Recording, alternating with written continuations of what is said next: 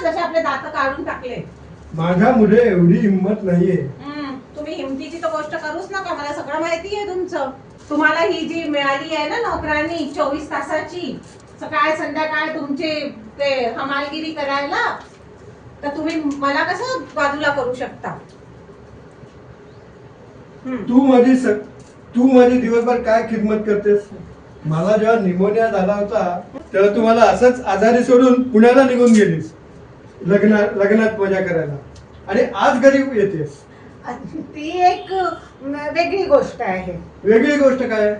अहो तुम्हाला माहिती आहे ना, माझ्या चांगल्या मैत्रिणी, माझ्या सख्या मैत्रिणीच्या बहिणीचं लग्न होतं.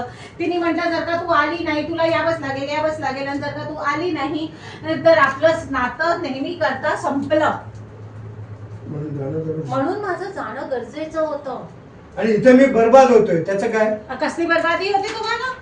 तिकडे मी डॉक्टरांना काल विचारून घेतलं होतं. डॉक्टर मला म्हणाले साधा निमोनियाचा आहे, 2-4 दिवसामध्ये बरे होऊन जातील. हार्ट अटॅक थोडंच आहे, तुम्हाला जिथे जायचं तुम्ही जाऊ शकता, त्यांनी मला सांगितलं होतं.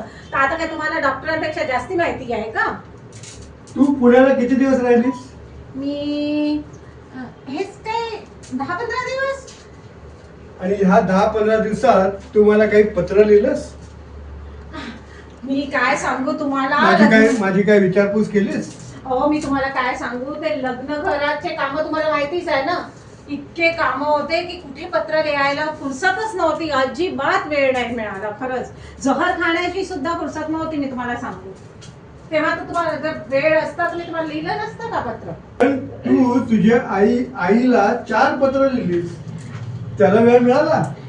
ते असं विष खाण्यापेक्षा कमी वेळ लागला असेल ना त्याला? ते ना थोडं गरजेचं होतं, असं जरुरी होतं. तुम्हाला काय सांगू? हा, मला माहिती आहे ते किती जरुरी होतं. म्हणजे तुम्ही म्हणू काय इच्छित आहात? मला माहिती आहे ते किती जरुरी होतं. मी सगळं वाचलंय. तुम्ही वाचलाय?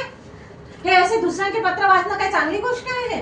हे काही चांगली वागणूक झाली का? चांगल्या सभ्य मनुष्याची वागणूक आहे का ही?